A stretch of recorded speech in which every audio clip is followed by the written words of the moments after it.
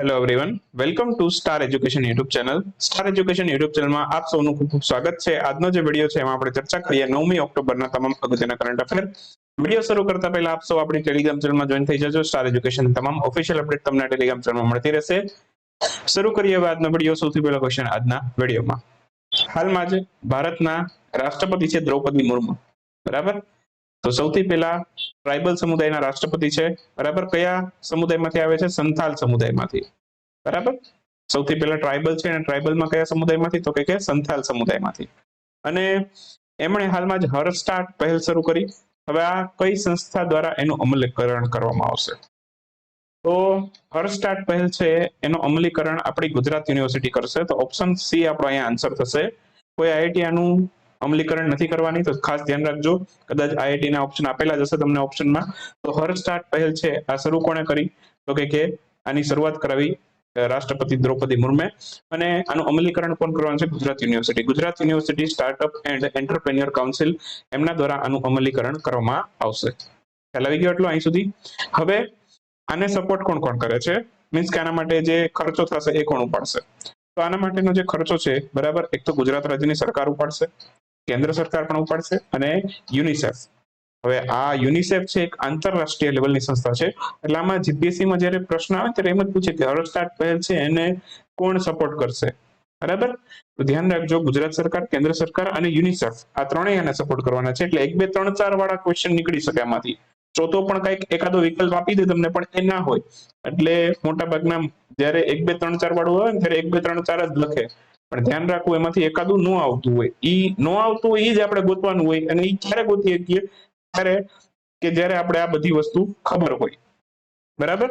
તો આ તમને બધી માહિતી ખબર હોય. હું તમને જેટલા હું ડિટેલમાં 5 ટોપિક કરાવું તમને, અને 5 ટોપિકની અંદર 5 સેન્ટેન્સ હોય. અને જે વાક્ય તમને આપે ને જીપીએસસી માં, આ 5 સેન્ટેન્સમાંથી તમારો ક્વેશ્ચનનો આન્સર બની જાય. મેં ટેલિગ્રામ ચેનલની અંદર જ્યારે ડીવાયએસઓ ની એક્ઝામ હતી જીપીએસસી ની, તો મોસ્ટલી 1-2 પ્રશ્નને બાદ કરતા બધું જ આપણા કરંટ અફેરમાંથી હતું. અને મેં સ્ક્રીનશોટ મૂકેલા હતા બધા, બરાબર? કે કયા ઈ મેગેઝિન માંથી કયું પૂછાયેલો ક્વેશ્ચન, બધું સ્ક્રીનશોટ સાથે એમાં મૂકેલું હતું, બરાબર? તો પ્રૂફ સાથે હું તમને જણાવું છું કે આપણા કરંટ અફેરમાંથી કેટલું પૂછાય છે. અને તમે પૂરેપૂરો ટ્રસ્ટ કરી શકો છો. હું છેલ્લા 5-6 વર્ષથી તમને કરંટ અફેર અભ્યાસ કરાવું છું. 2-3 વર્ષથી ફ્રીમાં મેં તમને અભ્યાસ કરાવેલો, અને હવે થોડું ઘણું પેઇડ કર્યું છે, બરાબર? બાકી પહેલા બધું ફ્રીમાં જ આપણે આપતા હતા.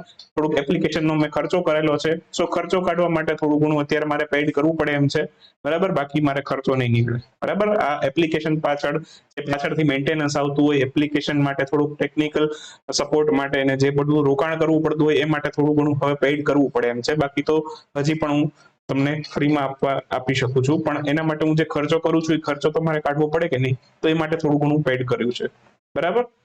તો અને એપ્લિકેશન તમે વાપરશો તમને ખૂબ મજા આવશે, બરાબર? અને એપ્લિકેશન સાવ એકદમ ઈઝી ઇન્ટરફેસ છે. તમે માત્ર લોગિન કરી, બરાબર, અને તમે એકવાર પેમેન્ટ કરશો એટલે તમે આપણી જેટલી પણ પેઇડ કન્ટેન્ટ છે એને એક્સેસ કરી શકશો, બરાબર? પણ લોગિન કરીને એક્સેસ કરવાની, લોગિન કર્યા વગર એક્સેસ કરશો તો કશું એક્સેસ થશે નહીં, બરાબર? હવે આ પહેલ શું છે એ પણ જોઈ લો. હર સ્ટાર્ટ પહેલ છે. તો પહેલી વાત તો હર એટલે કે મહિલાઓ માટે જે છે એટલી તો કન્ફર્મેશન થઈ ગઈ આપણને. તો મહિલાઓ છે, બરાબર, નવીનતા અને સ્ટાર્ટઅપ ઇકોસિસ્ટમ છે એમાં પ્રોત્સાહન આપવા માટે છે 15,000 થી વધુ મહિલા સાહસિકો છે એને ઓનલાઈન અને ઓફલાઈન મોડનું આયોજન એમના દ્વારા કરવામાં આવશે. તેના માટે ઓનલાઈન ઓફલાઈન મોડ આવશે. તો કે સ્ટાર્ટઅપ માટે, બરાબર, સ્ટાર્ટઅપ શરૂ કરી શકે મહિલાઓ. 15,000 મહિલાઓને પહેલા અંતર્ગત આવરી લેવામાં આવશે. ચાલો ત્યાંથી આગળ જઈએ. 8મી ઓક્ટોબરે ભારતીય વાયુસેનાનો કેટલામો સ્થાપના દિવસ હતો?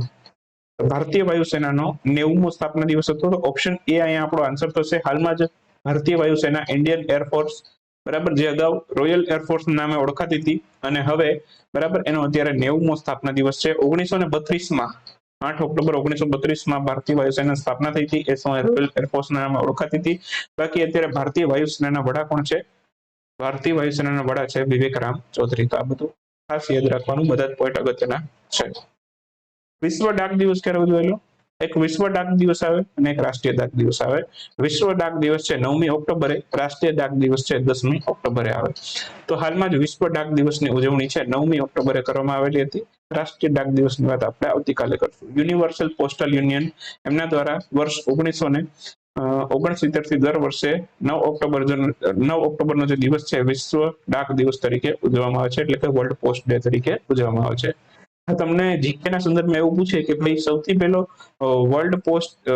પહેલો પોસ્ટલ ડે અથવા તો પોસ્ટ ડે અથવા તો ડાક દિવસ એ કયા દેશમાં ઉજવાયેલો? વૈશ્વિક સ્વરૂપે નહીં, પણ સૌથી પહેલી કોઈ ડાક દિવસની ઉજવવાની શરૂઆત કરી હોય કોઈ દેશે તો એનું નામ છે સ્વિટ્ઝરલેન્ડ. 1874 સૌથી પહેલા ઉજવેલો હતો. અને બાકી તમને વાત કરું તો યુનિવર્સલ પોસ્ટલ યુનિયન છે એનું મુખ્ય મથક પણ સ્વિટ્ઝરલેન્ડમાં જ આવેલું છે, તો એ પણ ખાસ યાદ રાખવાની છે તમારે. IFS દિવસ, ઇન્ડિયન ફોરેન સર્વિસ ડે, આ ક્યારે ઉજવાય છે? તો આ પણ હાલમાં ગયો 9મી ઓક્ટોબરે. તો હાલમાં જ 9 ઓક્ટોબરના રોજ IFS દિવસની પણ ઉજવણી કરવામાં આવેલી. આ સૌથી પહેલા 2011માં ઉજવવામાં આવેલો. UPSC વાળા માટે બહુ મજા આવે આ દિવસ, બરાબર, આમ થોડુંક પ્રાઉડ ફીલ થાય એવા દિવસ હોય આ બધા. IFS દિવસ જે ફોરેન સર્વિસ અધિકારી છે, બરાબર, તો એમના માટેનો આ દિવસ છે, 9મી ઓક્ટોબરે ઉજવાય છે. 2011માં સૌથી પહેલી વખત ઉજવાયેલો. બાકી 8 ઓક્ટોબરે વાયુસેના 90મો સ્થાપના દિવસ હતો. 9 ઓક્ટોબરે વિશ્વ ડાક દિવસ, બરાબર. આ બધું યાદ રાખવાનું. આજે જ વાત થઈ બધી. નોબેલ પુરસ્કાર અર્થશાસ્ત્રનો કુલ કેટલા વ્યક્તિને આપેલો? અર્થશાસ્ત્રનો જે નોબેલ પુરસ્કાર છે કુલ 3 વ્યક્તિને આપેલો, બરાબર. અને આન્સર આવશે ઓપ્શન સી, 3. હવે આ ત્રણેય વ્યક્તિ વિશે વાત કરી લઈએ. કુલ અર્થશાસ્ત્રનો નોબેલ પુરસ્કાર કુલ 3 વ્યક્તિને આપેલો આ વર્ષે 2022 માટેનો, બરાબર. હવે ધ્યાન રાખો, હું તમને થોડાક અગત્યના પોઈન્ટ કહું. જો કોઈ પણ નોબેલ પુરસ્કાર પૂછે, બરાબર, એની શરૂઆત ક્યારે થઈ, બરાબર, તો તમારો મોટા ભાગના આન્સર હશે 1901. 1901માં સૌથી પહેલો નોબેલ પુરસ્કાર આપવામાં હતો દરેક ક્ષેત્ર માટે. પણ અર્થશાસ્ત્રનો નોબેલ પુરસ્કાર છે ને એ 1901માં નહોતો થયો, બરાબર. આ એક જ નોબેલ પુરસ્કાર એવો છે કે જે 1969માં શરૂ થયો, બરાબર. કયો? તો કે અર્થશાસ્ત્રનો, બરાબર. બીજી એક વાત, હવે તમામ નોબેલ પુરસ્કારો છે ને, બરાબર, એ સ્વીડનની સરકાર આપે, બરાબર. એક જ નોબેલ પુરસ્કાર એવો છે જે સ્વીડનની સરકાર નથી આપતી, એ કોણ આપે છે? નોર્વેની સરકાર. અને એ કયો છે? ખબર પડી ગઈ હોવી જોઈએ. મારા જૂના સ્ટુડન્ટ હશે એમને તો ખબર જ હશે, બરાબર. તમામ નોબેલ પુરસ્કારો સ્વીડનની સરકાર આપે. માત્ર એક જ નોબેલ પુરસ્કાર એવો છે, બરાબર, એ નોર્વેની સરકાર આપે છે. એ કયો છે? નોબેલ પીસ પ્રાઇઝ, નોબેલ શાંતિ પુરસ્કાર, બરાબર. આ બે ખાલી ડિફરન્સ યાદ રાખી દો ને તો તમને થોડુંક અહીંયા જીકે પણ તમારું કવર થઈ જાય સાથે સાથે. ક્વેશ્ચન ડાયરેક્ટલી જીકે ના સંદર્ભમાં પૂછે કે સૌથી પહેલો નોબેલ પુરસ્કાર કયા વર્ષે આપેલો? 1901માં. પ્રશ્ન તમને એવો પૂછે કે અર્થશાસ્ત્રનો નોબેલ પુરસ્કાર છે, કોઈ પણ તમને નોબેલ પુરસ્કાર પૂછે અર્થશાસ્ત્ર સિવાયનો, તો 1901માં. ખાલી અર્થશાસ્ત્રનો નોબેલ પુરસ્કાર ક્યારે શરૂ થયો એવું પૂછે તો 1969. ખ્યાલ આવી ગયો? આટલું ક્લિયર? હવે બીજું તમને યાદ રખાવું કે તમને ફલાણો નોબેલ પુરસ્કાર છે કયા દેશની સરકાર આપે એવું પૂછે, બરાબર. તો એમાં કોઈ પણ આપેલું હોય, મોટા ભાગનામાં સ્વીડન જ આવે. એક જ ખાલી યાદ રાખવાનું, બાકીના ઓટોમેટિક યાદ રહી જાય, બરાબર. નોબેલ શાંતિ પુરસ્કાર છે માત્ર નોર્વેની સરકાર આપે છે, બાકીના બધા કોણ આપે? તો કે સ્વીડનની સરકાર આપે. ખ્યાલ રહી ગયું? એટલે એક યાદ રાખો ને તો બાકીનું બધું યાદ રહી જાય. એટલે થોડુંક આમ શું કહેવાય, સ્માર્ટ સ્ટડી કરો ને તો થોડુંક તમને યાદ રાખવું પણ ઈઝી થઈ જાય અને જરૂર કરતા વધારે પડતું તમે યાદ રાખી શકો, બરાબર. આ વસ્તુ ક્યારેય નહીં ભૂલો હવે તમે, બરાબર ને? તો આગળ જઈએ હવે. તો એના પછી નેક્સ્ટ વાત કરીએ. હવે અર્થશાસ્ત્રનો કુલ 3 વ્યક્તિને મળ્યો. આ 3 વ્યક્તિના નામ વાત કરી લઈએ આપણે. એક તો BS બનાર્કે છે, અમેરિકાના છે, એમને મળેલો. ડગલાસ ડાયમંડ છે, એ પણ અમેરિકાના છે. અને ફિલિપ H ડાયબવિગ, આ પણ અમેરિકાના છે. એટલે આ ધ્યાન રાખો. અર્થશાસ્ત્રનો, ઇકોનોમીનો જે નોબેલ પુરસ્કાર છે એ 3 અમેરિકાના વ્યક્તિને જ આપેલો છે, બરાબર. બાકી અમુકમાં ફ્રાન્સનો એકાદો હોય, અમુકમાં ડેનમાર્કનો એકાદો હોય, પણ આમાં અર્થશાસ્ત્રમાં બધા ક્યાંના છે? અમેરિકાના છે. એટલે પ્રશ્ન એવો પૂછે કે ભાઈ ફલાણો વ્યક્તિ અર્થશાસ્ત્રનો નોબેલ પુરસ્કાર મળેલો, આ ભાઈ કયા દેશના છે? અમેરિકાના, બરાબર. આરામથી યાદ રહી જાય. શેના માટે મળેલો? તો કે બેન્કિંગ, નાણાકીય કટોકટી, આના માટે સંશોધન કરેલું, એમણે રિસર્ચ કરેલી, એ માટે એમને આ મળેલો, બરાબર. એટલું ક્લિયર? અહીંયા આપણો પ્રશ્ન પૂરો થાય. નેક્સ્ટ આવ્યો નોબેલ શાંતિ પુરસ્કાર કોને મળેલો? બાકી બધી વાત તો અગાઉ કરી જ આપણે અગાઉના પોઈન્ટની અંદર, અગાઉની સ્લાઇડની અંદર. ખાલી કોને મળેલો એ યાદ રાખવાનું છે. તો બેયને મળેલો છે. એલેસ્કી બિયાલિઆસ્કી અને organization memorial and organization center for civil liberties, આ બંનેને મળેલો છે, બરાબર. આ ભાઈ અત્યારે જેલમાં છે, બરાબર. અને આ જે છે, બરાબર, એ એક NGO છે, બરાબર. તો એ બંનેને મળેલો છે. યુક્રેનનું માનવ અધિકાર સંસ્થા છે, એક પ્રકારની હ્યુમન રાઇટ સંસ્થા છે યુક્રેનની અંદરની, બરાબર. તો બંનેને મળેલો છે. એલેસ્કી બિયાલ્સ્કી એક વ્યક્તિ છે, હાલમાં જેલમાં છે, પણ એમણે જે દેશની સરકાર છે, બરાબર, દેશની અંદર જે બેલારુસનો વ્યક્તિ છે, બરાબર, માનવ અધિકાર રક્ષક છે, હ્યુમન રાઇટ નું ક્યાંય વાયોલેશન થતું હોય તો એના વિરુદ્ધ અવાજ ઉઠાવે, બરાબર. તો સરકાર વિરુદ્ધ અવાજ ઉઠાવતા હોય એવો વ્યક્તિ છે, બરાબર, કે જ્યાં હ્યુમન રાઇટ નું વાયોલેશન થતું હોય, બરાબર. તો એલેસ બિયાલિયાત્સ્કી એમને મળેલો છે, બરાબર. અને યુક્રેન ની માનવ અધિકારિત સંસ્થા છે organization memorial and center for civil liberties, બરાબર. આ બંનેને મળેલો છે, બરાબર.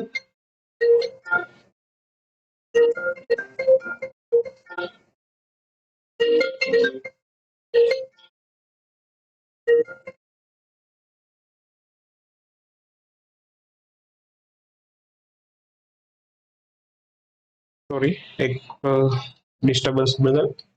ચલો ત્યાંથી આગળ જઈએ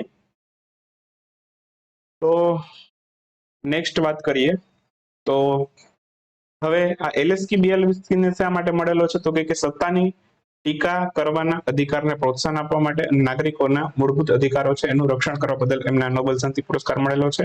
બીજું, જે યુક્રેનનું માનવ અધિકાર સંરક્ષણની સંસ્થા છે, બરાબર, એને શા માટે મળેલો છે? Organization memorial and center for civil liberties. એને શા માટે મળેલો? તો કે યુદ્ધના ગુનાઓ, માનવ અધિકારના ઉલ્લંઘન, સત્તાનો દુરુપયોગ, આ બધા જ જે કૃત્યો છે એને પ્રજા સમક્ષ, નાગરિકો સમક્ષ લાવવા બદલ, દર્શાવવા બદલ આ નોબેલ શાંતિ પુરસ્કાર એમને મળેલો છે. તો બંનેને શા માટે મળેલો એવું રેર કેસમાં પૂછે, પણ બેયના નામ યાદ રાખવાના કે કોને કોને મળેલો છે, બરાબર. એક સંસ્થા છે ને એક વ્યક્તિ છે, ઇન્ડિવિજ્યુઅલ વ્યક્તિ છે, બંનેને મળેલું છે. વાત કરીએ હવે ક્વિક ન્યૂઝની. ક્વિક ન્યૂઝમાં સૌથી પહેલો ક્વેશ્ચન આજના વિડીયોમાં, શસ્ત્ર રામાનુજન પુરસ્કાર આ હાલમાં આનાથી કોને સન્માનિત કરવામાં આવેલું છે? તો આ યુંકિંગ તાંગ નામના વ્યક્તિ છે, એમને આનાથી સન્માનિત કરવામાં આવ્યું છે. બાકી શ્રીનિવાસ રામાનુજમ, એમની જન્મજયંતિ 22 ડિસેમ્બર આવે. એમની જન્મજયંતિને આપણે નેશનલ મેથેમેટિક્સ ડે તરીકે ઉજવીએ છીએ. તાઇવાનની પેગાટ્રોન એપલ સપ્લાયર છે એ નીચેનામાંથી કયા રાજ્યમાં છે ભારતમાં ઉત્પાદન સુવિધા સ્થાપશે? તો તાઇવાનની કંપની છે પેગાટ્રોન એપલ સપ્લાયર, બરાબર. આ છે ભારતની અંદર તમિલનાડુ રાજ્યમાં પોતાનું પ્રોડક્ટિવિટી યુનિટ છે સ્થાપશે.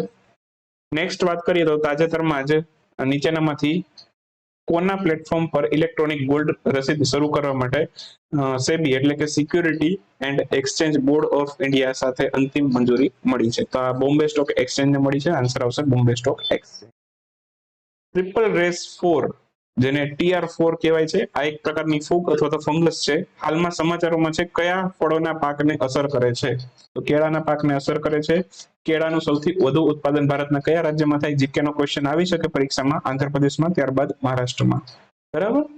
એના પછીનો ક્વેશ્ચન છે, હાલમાં જ કયા દેશે વનસ્પતિ ફરી વખત વાંચીએ. હાલમાં જ નીચેનામાંથી કયા દેશે દેશના વનસ્પતિ અને પ્રાણી સૃષ્ટિ છે એને શૂન્ય લુપ્ત થવાનું લક્ષ્ય જાહેર કર્યું? હાલમાં જે છે, બરાબર, એને શૂન્ય લુપ્ત એટલે કે લુપ્ત નહીં થવા દઈએ એવું એક લક્ષ્ય જાહેર કર્યું ઓસ્ટ્રેલિયાએ. તો આન્સર આવશે ઓસ્ટ્રેલિયા. હાલમાં નીચેનામાંથી કઈ કંપની દ્વારા ઓપ્ટિમસ નામનું પ્રોટોટાઇપ હ્યુમનોઇડ રોબોટનું અનાવરણ કરવામાં આવેલું? આ કરેલું છે ટેસ્લાએ. ટેસ્લા ખૂબ જ અગત્યની કંપની છે, બરાબર. તો આન્સર આવશે ટેસ્લા. ઓકે, ત્યાંથી આગળ જઈએ તો નીચેનામાંથી કયા રાજ્યે શિવાલિક એલિફન્ટ રિઝર્વ છે એને પુનઃસ્થાપિત કરવાની જાહેરાત કરી છે? જો એક હમણાં જ એક 32મો એલિફન્ટ રિઝર્વ બન્યો, અગસ્ત્યમલાઈ એલિફન્ટ રિઝર્વ. આ 32મો એલિફન્ટ રિઝર્વ બન્યો ભારતમાં, બરાબર, તમિલનાડુ રાજ્યની અંદર બન્યો. અને હવે અહીંયા એક શિવાલિક એલિફન્ટ રિઝર્વ છે, બરાબર, ઉત્તરાખંડમાં, એને પુનઃસ્થાપિત કરશે, બરાબર. એટલે આનું જીર્ણોદ્ધાર અથવા તો રિનોવેશન કરવામાં આવશે, બરાબર. આન્સર આવશે ઉત્તરાખંડ. હાલમાં જ કયા રાજ્યની સરકારે 500 દિવસની અંદર કેટલા મોબાઈલ ટાવર લગાવવા માટે 2600 કરોડ રૂપિયાની મંજૂરી આપી છે? હવે તમે કોસ્ટ જુઓ, ટાવર કેટલા લગાવવાના છે? તો કે 25,000, બરાબર. અને 500 દિવસની અંદર લાગશે અને 26,000 કરોડ રૂપિયાના ખર્ચે લાગશે, બરાબર. એટલે એક ટાવરની કિંમત કેટલી ખબર?